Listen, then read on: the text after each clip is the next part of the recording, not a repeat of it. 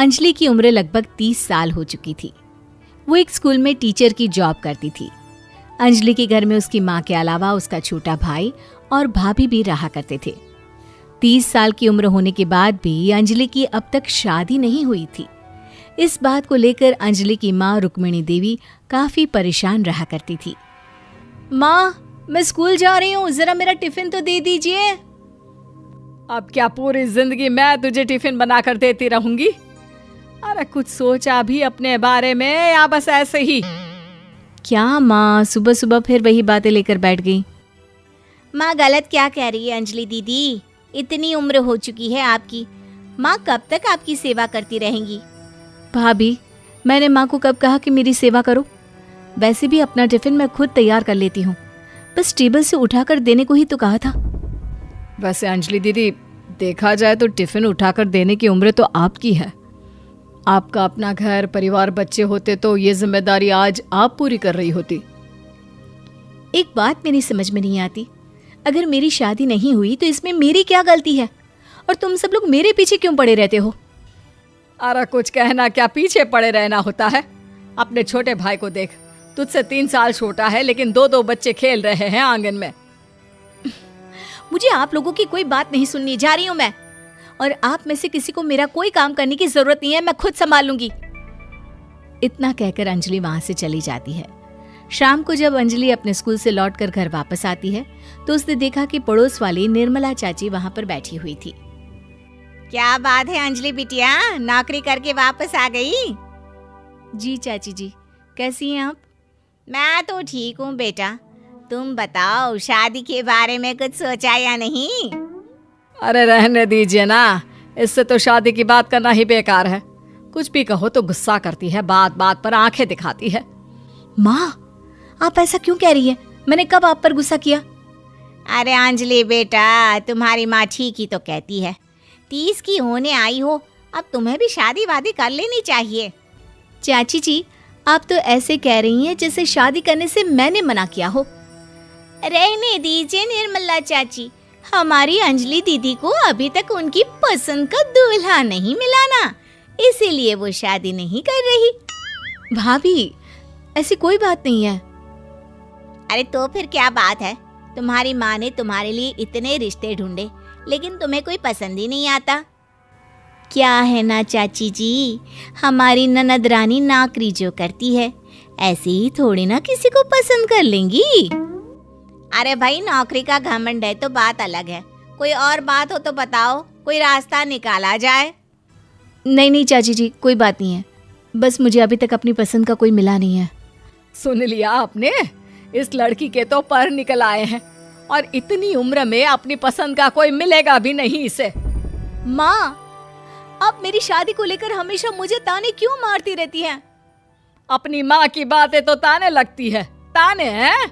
बताओ, मैंने कुछ गलत कहा क्या? देखो, ये सब छोड़ो, मेरी दूर की बुआ का बेटा है, उसकी अभी शादी नहीं हुई है, उम्र होगी कोई 34-35 साल। आप कहें तो बात आगे बढ़ाऊं? अरे हाँ, क्यों नहीं, ये भी कोई पूछने की बात है। अरे जल्दी से लड़के को यहाँ बुला लो। माँ, आप मुझसे पूछे बिना मेरी शादी की बात करने जा रही हैं और मेरी उम्र 30 भी पूरी नहीं हुई है। निर्मला चाची कह रही है कि वो लड़का 35 साल का है। अंजलि दीदी, आपको क्या लगता है इस उम्र में कोई फिल्म का हीरो आएगा आपके लिए? देखिए, अब पसंद और नापसंद की बात तो रहने दीजिए, पसंद करने की उम्र तो आपकी निकल चुकी। अब तो जो भी मिले उसी से शादी कर लीजिए, इसी में भलाई है। तेरी भाभी बिल्कुल ठीक कह रही है। अब जैसा रिश्ता मिले उसके लिए हाँ कर देना, ताकि हम भी गंगा नहाए। ठीक है, चलिए मैं उस लड़के को कहती हूँ, वो कल ही अंजलि को देखने आ जाएगा। अगले दिन निर्मला चाची के दूर का रिश्तेदार अंजलि को देखने उसके घर आता है। उसका नाम था अजय।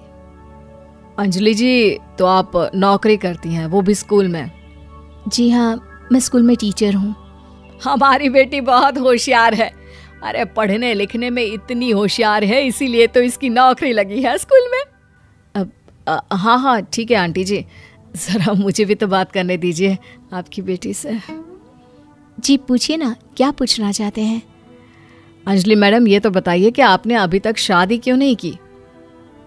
बस ऐसे ही, कहीं कोई रिश्ता पसंद नहीं आया इसलिए। लेकिन क्या मैं आपसे पूछ सकती हूँ कि आपने शादी क्यों नहीं की? अंजलि, क्या कर रही हो तुम? लड़कियों को इस तरह की बातें नहीं शोभा देती। रहने दीजिए आंटी जी, आपकी बेटी काफ़ी पढ़ी लिखी है, मैं उनके सवाल का जवाब दे ही देता हूँ। वो क्या है ना, मुझे भी अभी तक अपनी पसंद की कोई लड़की नहीं मिली। अच्छा, कोई बात नहीं। वैसे आपकी तनख्वाह कितनी है? कितना कमा लेती हैं महीने का? जी यही कोई 25,000 महीने। बस 25,000? इतने से क्या होता है? इतने से तो आजकल घर भी नहीं चलता। आपके कहने का क्या मतलब है? अरे मैं तो ये सोच कर आया था कि नौकरी वाली लड़की है, आराम से 40,000 कमाती होगी।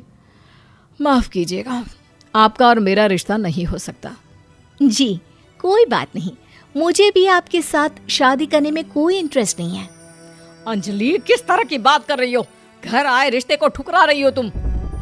दीदी, अब इस उम्र में आपको इतनी अकड़ नहीं दिखानी चाहिए। अच्छा खासा रिश्ता हाथ से निकल गया, कहीं ऐसा ना हो कि जिंदगी भर कुंवारी ही रह जाओ आप। कुछ दिन और ऐसे ही निकल जाते हैं और अंजलि की शादी कभी नहीं होती। अंजलि के परिवार वाले बिंदास उसे ताने मारते रहते हैं, लेकिन अंजलि एक बड़ी नौकरी की तैयारी करती है और उसमें सिलेक्ट होने के बाद अंजलि को एक बहुत बड़ी नौकरी मिल जाती है। अब तो दीदी के नखरे और भी ज्यादा बढ़ जाएंगे भाई। अब तो इतनी बड़ी नौकरी जो लगी है, अब इनकी शादी होने से रही। माँ, मुझे नौकरी के लिए दूसरे शहर जाना पड़ेगा। आप जानती हैं ये बहुत बड़ी जॉब है और इसमें पैसे भी बहुत ज़्यादा मिलेंगे। अच्छा, कितने पैसे मिलेंगे बेटा? माँ, मुझे हर महीने 90,000 सैलरी मिलेगी। क्या? अरे वाह वाह, ये तो बहुत अच्छी बात है। लेकिन फायदा क्या? कितने भी पैसे मिले, शादी तो हुई नहीं ना तुम्हारी। अंजलि नौकरी करने के लिए दूसरे शहर में चली जाती है और जब कुछ महीनों के बाद वो वापस घर आती है तो उसे अपने पति के साथ देखकर उसके घर वाले हैरान रह जाते हैं। अरे अंजलि, तूने शादी कर ली और हमें बताया तक नहीं। और दामाद जी करते क्या हैं? इतनी बड़ी कार है उनकी। माँ, मैं आपको सब कुछ बताना चाहती थी, लेकिन आप सबके ताने सुनकर बहुत दुखी हो गई थी और इसलिए मैंने अपनी पसंद से शादी कर ली। मेरे पति मेरे साथ ही ऑफिस में नौकरी करते हैं और बहुत बड़े अफसर हैं। और एक बात बताऊं माँ, आज मैं बहुत खुश हूँ।